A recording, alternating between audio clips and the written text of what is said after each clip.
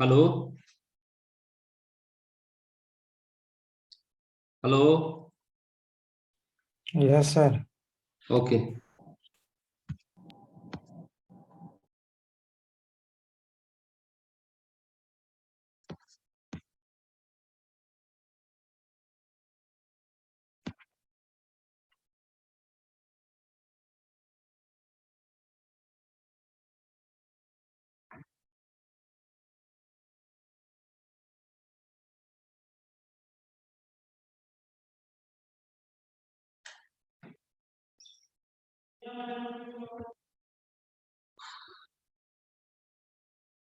अब दिख रहा है?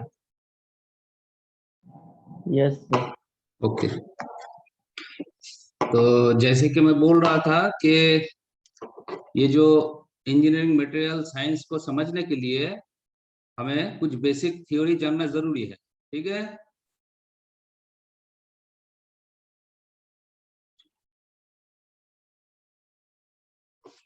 तो ये बेसिक थ्योरी में क्या है, ये बैंड थ्योरी है। देखो, ये बैंड थ्योरी वेरी इंपॉर्टेंट एक टॉपिक है। तो बैंड थ्योरी पहले आप पढ़ चुके होंगे, फिर भी हम एक बार स्टडी कर लेते हैं। तो देखो, ये एक सिलिकॉन एटम का एक स्ट्रक्चर है। ठीक है। इसे हम बोर एटॉमिक मॉडल से समझते हैं। क्या है ये सिलिकॉन स्ट्रक्चर है। इसमें देखो, ये न्यूक्लियस है। ये न्यूक्लियस में क्या है, प्रोटॉन और न्यूट्रॉन रहता है। ठीक है। और इसके अराउंड जो ये ऑर्बिट देख रहे हो, ये ऑर्बिट में सारे इलेक्ट्रॉन रहते हैं। ठीक है। तो ये जो न्यूक्लियस है, न्यूक्लियस से ये देखो, ये फर्स्ट ऑर्बिट है, ये सेकंड ऑर्बिट है, थर्ड ऑर्बिट है, फोर्थ फिफ्थ और भी हो सकते हैं, लेकिन यहाँ पे सिर्फ 3 ऑर्बिट है।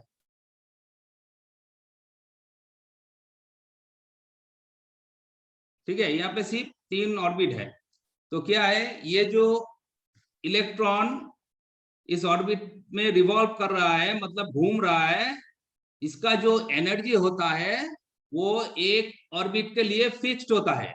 मतलब कि ये जो फर्स्ट ऑर्बिट है, इसका जो इलेक्ट्रॉन है, इसका एनर्जी लेवल फिक्स्ड होता है, और दूसरा ऑर्बिट में इसका भी एनर्जी लेवल फिक्स होता है, तीसरा ऑर्बिट में इसका भी एनर्जी लेवल फिक्स होता है। अलग अलग ऑर्बिट में एनर्जी लेवल अलग अलग होता है। ठीक है, अब देखो ये जो न्यूक्लियस है, न्यूक्लियस से ये जो फर्स्ट ऑर्बिट है, इसका जो रेडियस है वो क्या है, r1।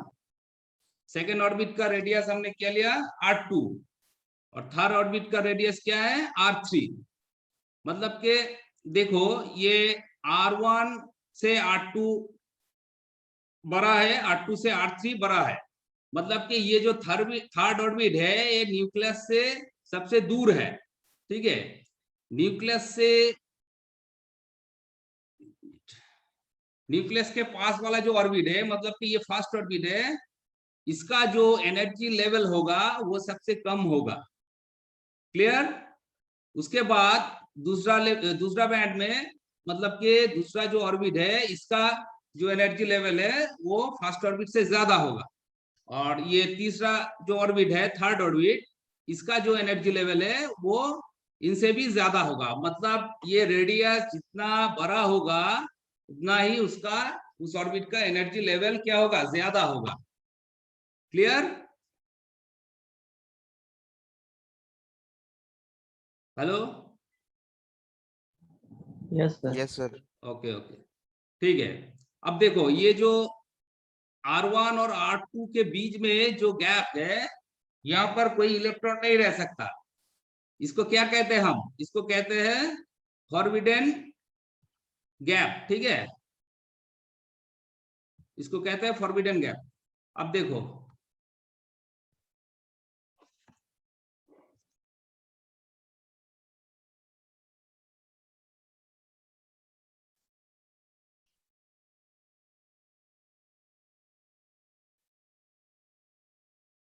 ये क्या है, सिलिकॉन एटम हैज 14 इलेक्ट्रॉन। ठीक है, मतलब कि इसमें 14 इलेक्ट्रॉन है। 2 electron revolve in first orbit, 8 electron in the second orbit, and 4 electron in third orbit.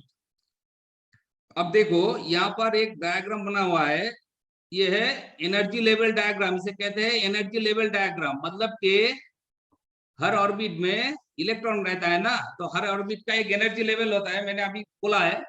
तो ये जो एनर्जी लेवल है, इसे हम क्या E1, E2 और E3 से डिनोट किया हुआ है। ठीक है, ये जो फर्स्ट ऑर्बिट का जो इलेक्ट्रॉन है, उसके लिए जो एनर्जी है वो एनर्जी, फर्स्ट एनर्जी लेवल है E1। सेकेंड ऑर्बिट का जो एनर्जी लेवल है वो क्या है, E2 है। थर्ड ऑर्बिट का जो एनर्जी लेवल है वो क्या है, E3 है। ठीक है, ये सब एनर्जी लेवल अलग अलग है, लेकिन ये सिर्फ एक सिंगल एटॉम के लिए है।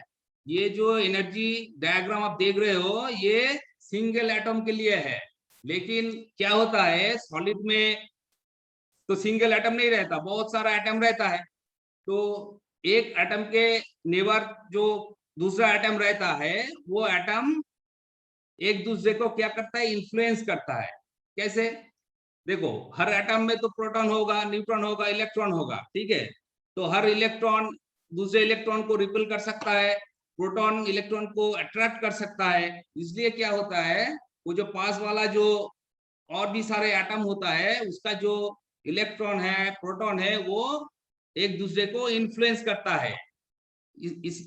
इसके लिए ही यहाँ पर क्या होता है, ये जो बैंड है, ये हर एक बैंड का जो एनर्जी होता है वो एक रेंज में लेते हैं हम। ठीक है, उसका एनर्जी एक रेंज में लेते हैं। क्यों रेंज में लेते हैं, अभी बोला है कि हर एटम एक दूसरे को इन्फ्लुएंस करेगा। इसके लिए ये सिंगल एनर्जी लेवल नहीं होगा। जब एक एटम एक सॉलिड में रहता है, तब उसके लिए एनर्जी का एक रेंज होता है। ये देखो, ये दूसरा डायग्राम देखो, यहाँ पर क्या है, ये फर्स्ट बैंड है। ठीक है, इसका हमने E1 लिया है। ये सेकेंड बैंड का एनर्जी क्या है, E2 है। थर्ड का क्या है, E3 है। अब देखो हम डेफिनेशन को थोड़ा देख लेते हैं, क्या है definition. The range of energies possessed by an electron in a solid is known as energy band। ठीक है, मतलब कि ये जो इलेक्ट्रॉन का ये जो एनर्जी रेंज है, इसको हम क्या कहते हैं, इसको हम बैंड कहते हैं, एनर्जी बैंड कहते हैं। Is that clear?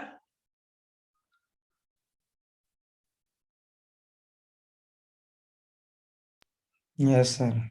ओके, अब देखो दूसरा पॉइंट पे आते हैं। Important energy bands in solids, मतलब के सॉलिड्स में बहुत सारा बैंड होता है ना, इसमें से इंपॉर्टेंट बैंड कौन सा है। तो देखो यहाँ पर ये जो एक डायग्राम है, एनर्जी डायग्राम, इसमें से सिर्फ हमने वैलेंस बैंड और कंडक्शन बैंड को ही दिखाया है, लेकिन इस वैलेंस बैंड के नीचे और भी सारे बैंड हो सकता है। फर्स्ट बैंड हो सकता है, सेकंड बैंड हो सकता है, थर्ड बैंड हो सकता है, लेकिन ये जो वैलेंस बैंड है ये क्या है। देखो ये स्ट्रक्चर पे आ जाओ, ये देखो यहाँ पे क्या है, ये फाइनल ऑर्बिट क्या है, ये थर्ड ऑर्बिट। इस थर्ड ऑर्बिट में कितना इलेक्ट्रॉन है, 4 इलेक्ट्रॉन है। ये इलेक्ट्रॉन को हम क्या कहते हैं, वैलेंस इलेक्ट्रॉन कहते हैं। मतलब कि आउटर ऑर्बिट में जो इलेक्ट्रॉन है उसे हम वैलेंस इलेक्ट्रॉन कहते हैं। ठीक है, अब देखो तो इसमें से जो बैंड आता है, रेंज आता है एनर्जी का, वही से वैलेंस बैंड बनता है। ठीक है, अब देखो वैलेंस बैंड का थोड़ा डेफिनेशन देख लेते हैं, ये क्या है। The energy band which is formed by grouping the range of energy level of the valence electron। ठीक है, the energy band which is formed by grouping the range of energy level of the valence electron is called valence band। मतलब कि क्या है, अभी कुछ देर पहले मैंने बताया कि एक सॉलिड में बहुत सारा एटम रहता है, बहुत सारा एटम के वो जो आउटर ऑर्बिट है, आउटर ऑर्बिट में क्या है, बहुत सारा वैलेंस इलेक्ट्रॉन भी रहता है। तो ये सारे एटम का जो वैलेंस इलेक्ट्रॉन है, इसमें से एक ग्रुपिंग बनता है। इस ग्रुपिंग का जो एनर्जी लेवल है उसे ही हम कहते हैं वैलेंस बैंड। ठीक है, ये जो जितना सारा टोटल सॉलिड पे जो आउटर ऑर्बिट में, मतलब वैलेंस बैंड में जो सारे इलेक्ट्रॉन रहता है, उससे जो एनर्जी रेंज आता है उसी को ही हम वैलेंस बैंड बोलते हैं। Is that clear?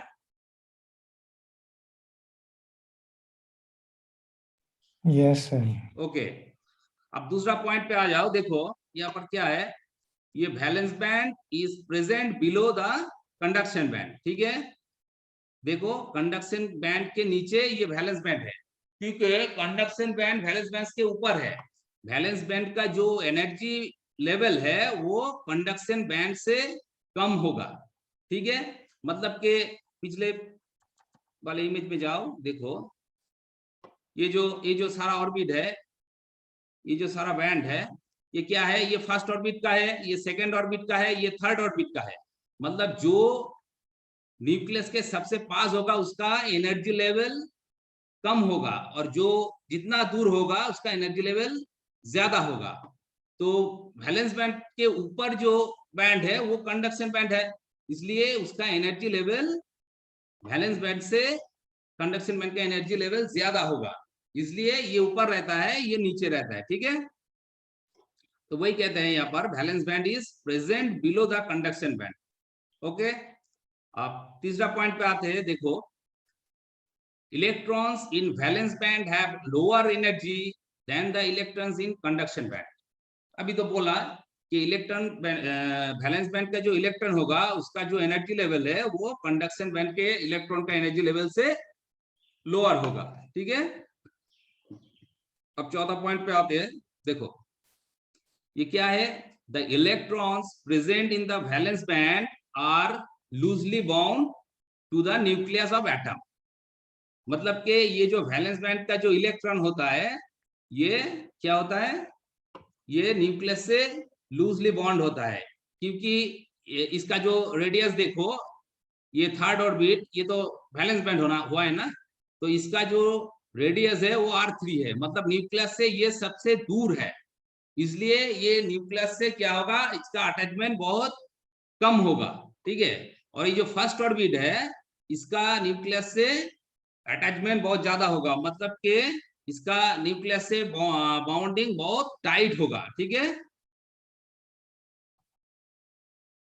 तो वही यहाँ पर कहते हैं कि the electron present in the valence band are loosely bound to the nucleus of atom.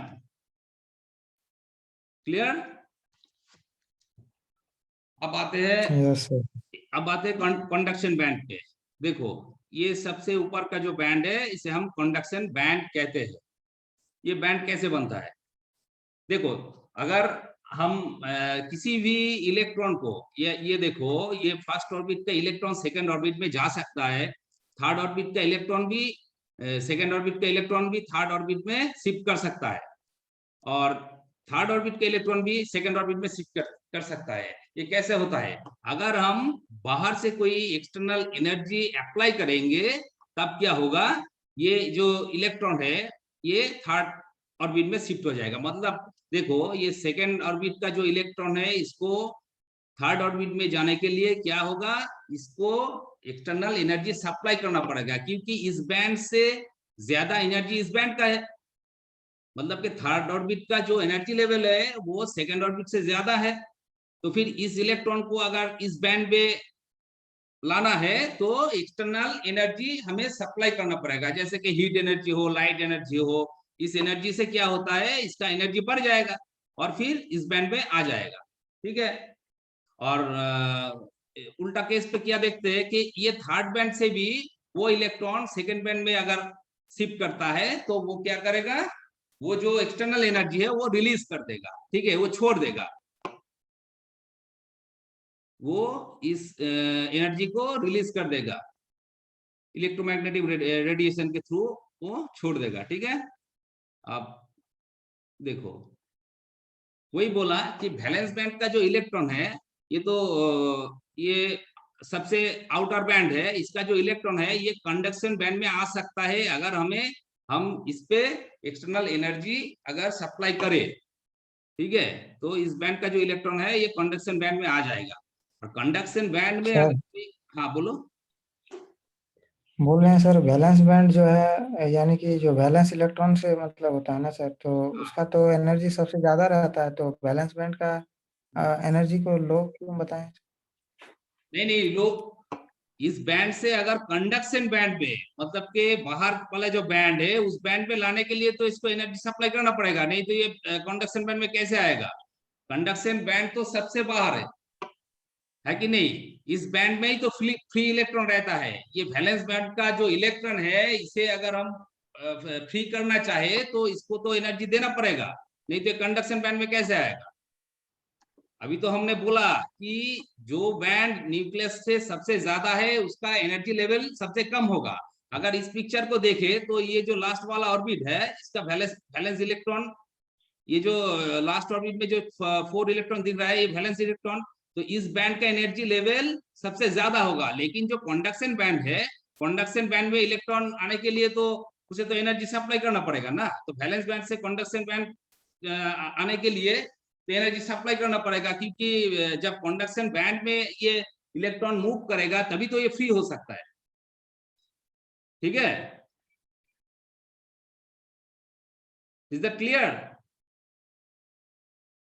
Sir एक लाइन नीचे दिखाइएगा ना, बैलेंस बैंड वाला जो डेफिनेशन है उसमें हमको लगा balance band is present below the conduction, उसमें कहां पर? Electrons in the balance band have हाँ, lower valence energy band is sir. Present below the conduction band, मतलब कि ये नहीं, वैलेंस नीचे वाला लाइन सर।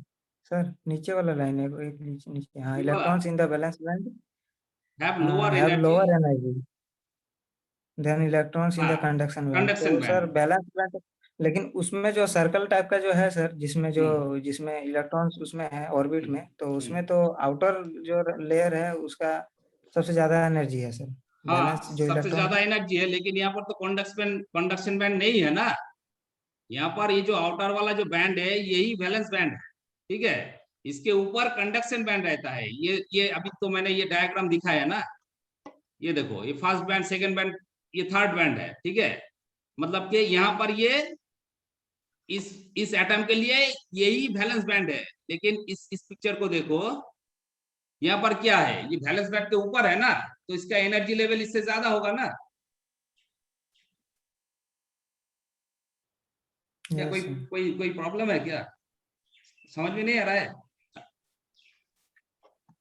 हम इसलिए कंफ्यूज हो जा रहे हैं क्योंकि अच्छा, वहाँ जैसे मैंने कि आप बोले ना कि मतलब के बैलेंस बैंड का मतलब सबसे के ज्यादा एनर्जी है, ठीक है ठीक है, मतलब लेकिन के तुम्हें कंफ्यूजन इसलिए आ रहा है इस पिक्चर के वजह से, है कि नहीं? इस पिक्चर में तो यस कंडक्शन बैंड सर। नहीं दिखाया।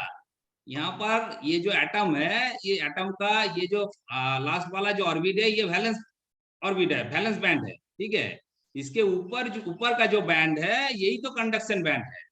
अगर कंडक्शन बैंड पे इलेक्ट्रॉन वैलेंस बैंड से शिफ्ट कर जाए तो वो फ्री हो जाएगा, वो इलेक्ट्रॉन फिर उस एटम के साथ वो बाउंड में नहीं रहेगा, वो एकदम फ्री हो जाएगा।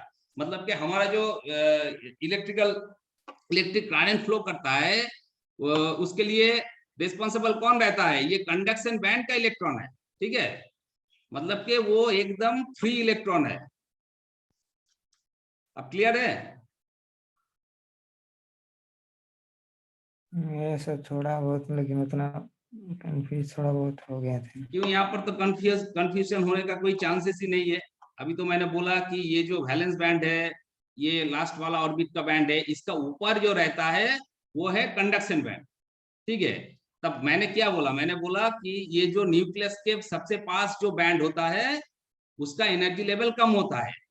दूसरा बैंड में जाओ तो उसका एनर्जी लेवल बढ़ जाएगा, तीसरा बैंड में जाओ तो फिर बढ़ जाएगा, और उसके ऊपर जाओ, मतलब कि देखो, ये तीसरा वाला यहाँ पर जो बैंड दिख रहा है, यही तो वैलेंस बैंड है।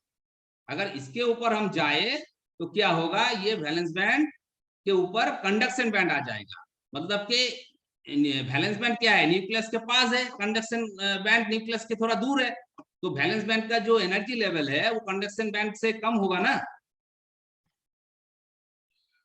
है कि नहीं? जो सबसे ऊपर हाँ है सबसे दूर है, उसका एनर्जी लेवल ज्यादा होगा। ये बात क्लियर है ना? Yes sir. हाँ, तो कंडक्शन बैंड वैलेंस बैंड से ऊपर है, इसलिए ये न्यूक्लियस से दूर है, इसलिए इसका एनर्जी लेवल ज्यादा होगा। ये तो यहाँ पर लिखा हुआ है, देखो, electrons in valence band have lower energy than the electrons in conduction band. मतलब कि वैलेंस बैंड का एनर्जी है कंडक्शन बैंड से कम होगा, और ये वैलेंस बैंड से अगर कंडक्शन बैंड में इलेक्ट्रॉन को शिफ्ट करना है तो एनर्जी देना पड़ेगा, ठीक है। जैसे कि हम वो इलेक्ट्रिकल फील्ड अप्लाई करते हैं ना, तभी तो वो कंडक्शन बनता है, इलेक्ट्रॉन फ्री होता है, ठीक है। अब देखो, ये कंडक्शन बैंड पे आ जाओ। ये कंडक्शन बैंड क्या क्या है, इसका डेफिनेशन क्या है, the range of energy possessed by conduction band electron is known as conduction band. मतलब कि ये जो कंडक्शन बैंड में जितना इलेक्ट्रॉन होता है एक एटम के लिए, एक सॉलिड में बहुत सारा एटम रहता है, उसका बहुत सारा फ्री इलेक्ट्रॉन भी रहता है। मतलब कि कंडक्शन बैंड में जो इलेक्ट्रॉन रहता है वो फ्री इलेक्ट्रॉन कहलाता है। तो ये सारे के सारे फ्री इलेक्ट्रॉन से जो एनर्जी का रेंज बनता है, उसे ही हम क्या कहते हैं, ये कंडक्शन बैंड कहते हैं, ठीक है।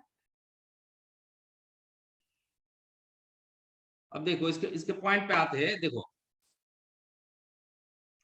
ये क्या है, generally the conduction band is empty, but when external energy is applied, the electrons in the valence band jumps into the conduction band, okay, ठीक है। अब कंफ्यूजन थोड़ा क्लियर हो रहा है ना? Yes sir. देखो, यस सर। हाँ, ये वैलेंस बैंड का जो इलेक्ट्रॉन है, इसे हम अगर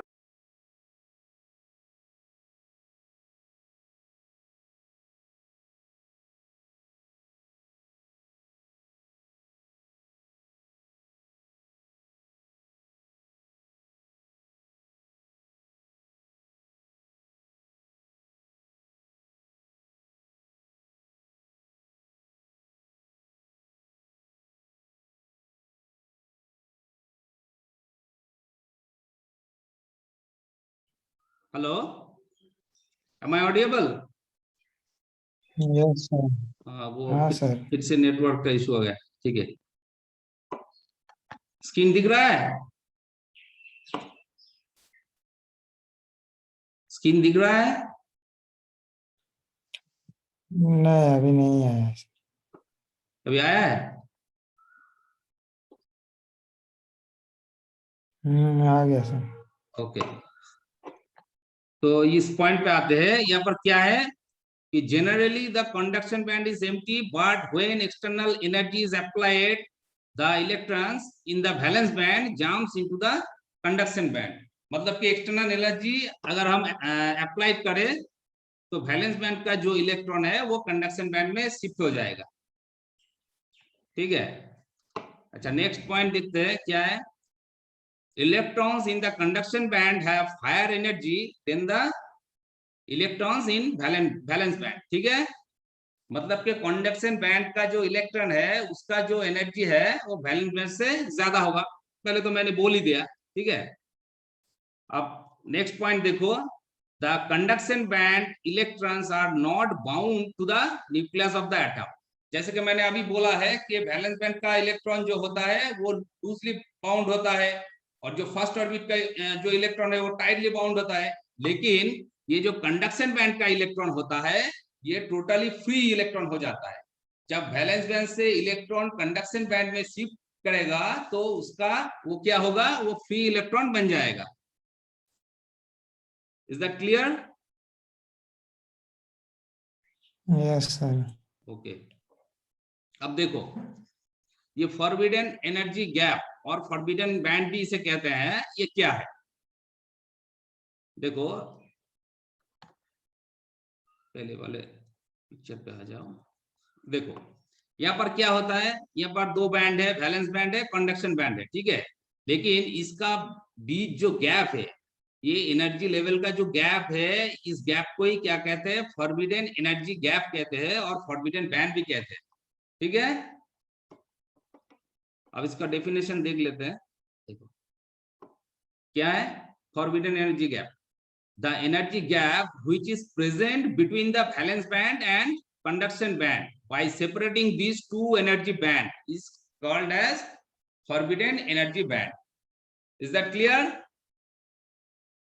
तो फॉरबिडन एनर्जी बैंड क्या है कि वो वैलेंस बैंड और कंडक्शन बैंड के बीच में जो बैंड रहता है उसे उसको ही हम क्या कहते हैं, फॉरबिडन एनर्जी गैप और फॉरबिडन बैंड कहते हैं। ठीक है, अब देखो यहाँ पर क्या है, ये कंडक्टर के लिए ये जो Eg है ये फॉरबिडन बैंड एनर्जी है, ये क्या होता है, जीरो होता है। क्यों जीरो होता है, कंडक्टर का जो ये जो देखो ये जो वैलेंस बैंड है और कंडक्शन बैंड है एक दूसरे के साथ ओवरलैप हो जाएगा।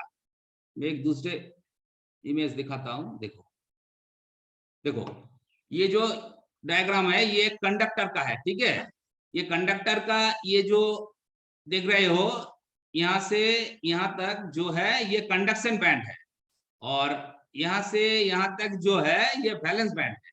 मतलब कि क्या, ये कंडक्शन बैंड और वैलेंस बैंड यहाँ पर क्या है, ओवरलैप कर गए हैं। तो अगर यहाँ पर ओवरलैप करते हैं तो इसका जो एनर्जी बैंड होगा वो क्या होगा, जीरो ही होगा, क्योंकि इसके बीच तो कोई कोई गैप नहीं है। है क्या, कंडक्शन बैंड और वैलेंस इलेक्ट्रॉन के बीच कोई गैप है क्या, नहीं है।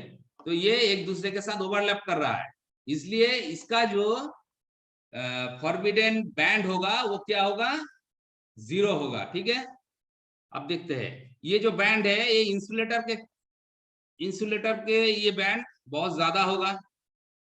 ये जो वैलेंस बैंड और कंडक्शन बैंड के जो डिफरेंस दिख रहा है ये गैप क्या होगा, इंसुलेटर के लिए बहुत ज्यादा होगा। ठीक है, और सेमीकंडक्टर के लिए क्या होगा, जीरो से ज्यादा होगा, मतलब ये नियर अबाउट 1 इलेक्ट्रॉन वोल्ट होगा। ठीक है, हम बाद में देखते हैं। अभी एनर्जी गैप क्या है, हेलो, अभी एनर्जी गैप क्या, ठीक है, समझ रहे हो ना? Yes sir. ओके, इसके बाद हम आते हैं classification of solids and energy band. ठीक है, तो हम क्लासिफिकेशन करते हैं सॉलिड का।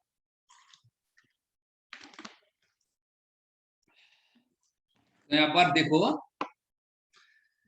कितने टाइप के सॉलिड होता है नेचुरली, तीन टाइप के होता है, ठीक है। एक होता है इंसुलेटर, दूसरा है कंडक्टर, और तीसरा है क्या, सेमीकंडक्टर, ठीक है। तो ये मटेरियल का जो प्रॉपर्टी है वो एक दूसरे से अलग होता है। क्यों अलग होता है, देखो यहाँ पर देखते हैं। देखो इंसुलेटर का डेफिनेशन क्या है, insulator are those substance which do not allow the passage of electric current, ठीक है। मतलब के इंसुलेटर इंसुलेटर से कोई भी इलेक्ट्रिक करंट फ्लो नहीं कर सकता, इसका रेजिस्टेंस बहुत हाई होता है, ठीक है। तो insulator are those substance which do not allow the passage of electric current, ठीक है। अब देखो ये जो क्यों ऐसा होता है, यहाँ पर देखो ये conduction band,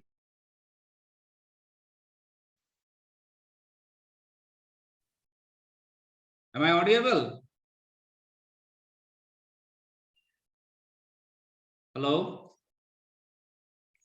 yes sir. Okay.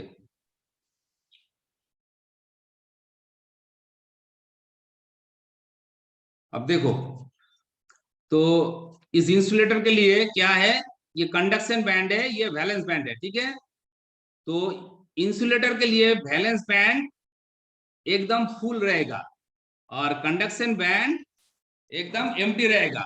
मतलब कि सारे इलेक्ट्रॉन्स यहाँ पर वैलेंस बैंड में है, कंडक्शन बैंड में कोई इलेक्ट्रॉन नहीं होगा, तब इसे हम एक प्योर इंसुलेटर कहते हैं, ठीक है। और इस कंडक्शन बैंड और वैलेंस बैंड से, वैलेंस बैंड का जो एनर्जी गैप है, फॉरबिडन एनर्जी गैप, वो क्या होगा, 15 इलेक्ट्रॉन वोल्ट होगा, ठीक है। तो देखो ये पॉइंट देखो यहाँ पर क्या है, the valence band is full, ठीक है, मतलब वैलेंस बैंड फुल रहेगा। कंडक्शन बैंड इज एम्प्टी, मतलब कंडक्शन बैंड में कोई फ्री इलेक्ट्रॉन नहीं रहेगा। और इसका जो एनर्जी गैप है, फॉरबिडन एनर्जी गैप, ये वेरी लार्ज होगा। मतलब के वैलेंस बैंड से कंडक्शन बैंड में इलेक्ट्रॉन शिफ्ट करने के लिए बहुत ज्यादा एनर्जी सप्लाई करना पड़ेगा, ठीक है। और इसका एग्जांपल थोड़ा देख लेते हैं, क्या है, ग्लास है, वुड है, रबर है, बहुत कुछ हो सकता है इंसुलेटिंग मटेरियल, ठीक है, आगे जाके हम पढ़ेंगे। अच्छा, इसके बाद क्या है, कंडक्टिंग मटेरियल और कंडक्टर। कंडक्टर क्या होता है, conductor are those substance which easily allowed to passage the electric current through it. मतलब एक प्योर कंडक्टर, कंडक्टर के क्या होता है, कंडक्टर के अंदर जो कंडक्टिविटी होता है वो बहुत कम होता है, ठीक है।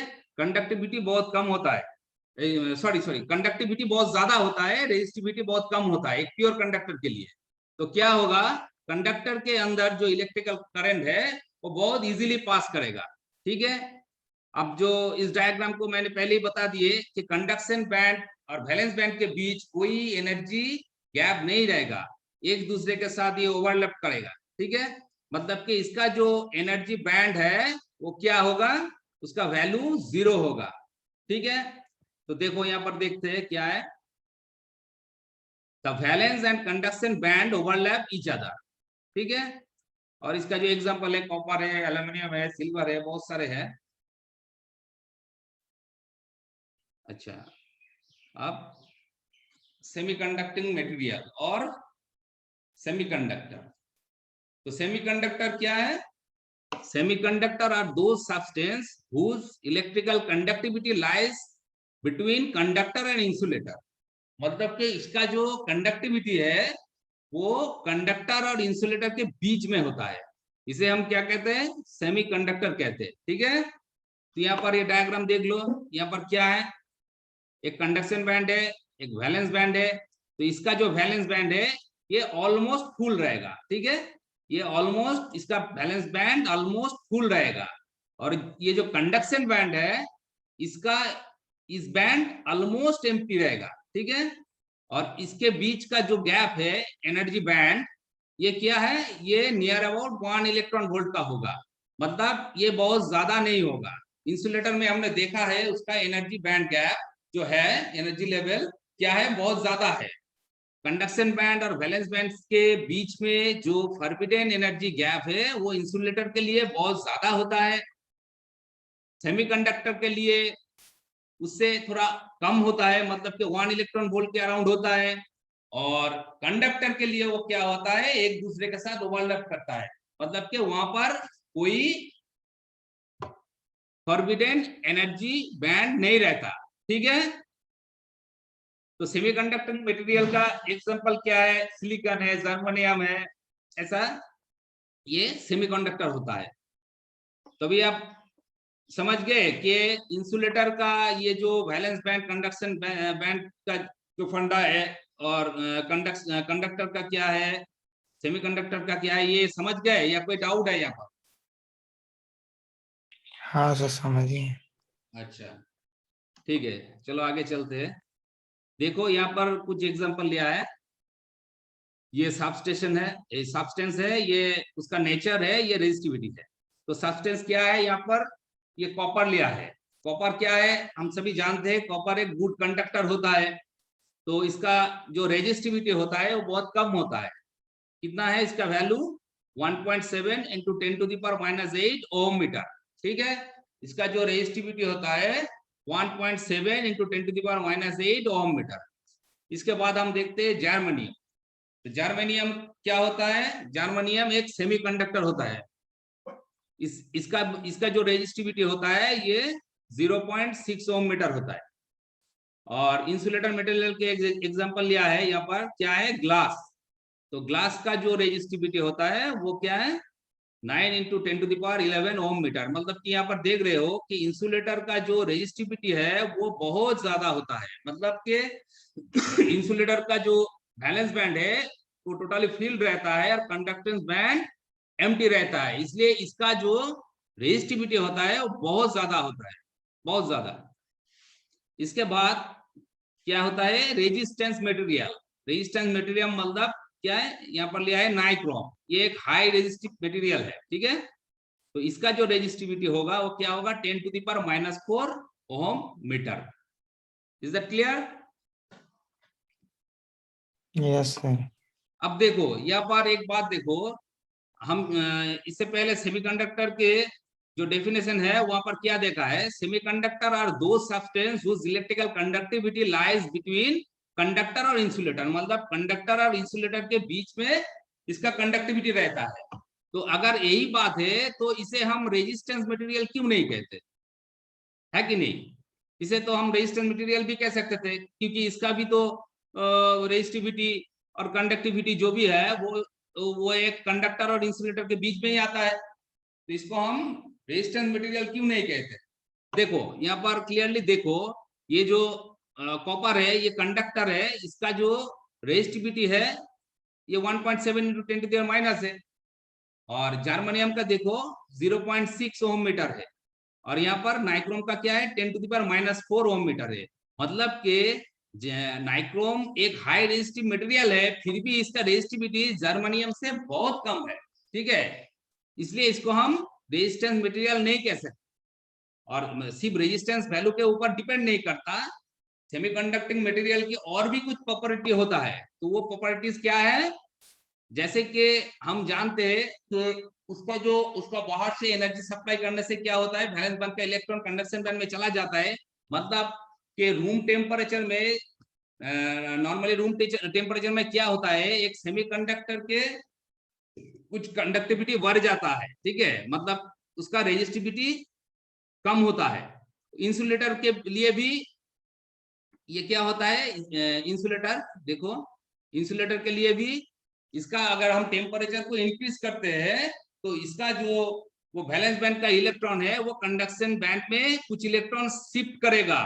इसलिए क्या होगा, इसका भी कुछ कंडक्शन आ जाएगा ना, मतलब कि इसका जो रेजिस्टिविटी है वो डिक्रीज करेगा, ठीक है। तो टेम्परेचर को अगर हम इंक्रीज करते हैं तो इंसुलेटर और सेमीकंडक्टर के लिए क्या होता है, उसका रेजिस्टेंस कम होता है, ठीक है। मतलब कि ये क्या है, इसका टेम्परेचर कोएफिशिएंट नेगेटिव हो रहा है कि नहीं। नॉर्मल मेटल में क्या होता है, जब हम टेम्परेचर को बढ़ाते हैं तो उसका रेजिस्टेंस भी बढ़ता है, इंक्रीज करता है। तो यहाँ पर क्या है, अगर इसका जो टेम्परेचर इंसुलेटर और सेमीकंडक्टर में अगर टेम्परेचर इंक्रीज करे तो क्या होगा, इसका जो रेजिस्टेंस है वो डिक्रीज करेगा। मतलब कि इसका टेम्परेचर ऑफ कोएफिशिएंट क्या होगा, नेगेटिव होगा। ये इसका एक इंपॉर्टेंट प्रॉपर्टी है, ठीक है। तो इसलिए हम सेमीकंडक्टिंग मटेरियल को रेजिस्टेंस मटेरियल नहीं कह सकते। Is that clear?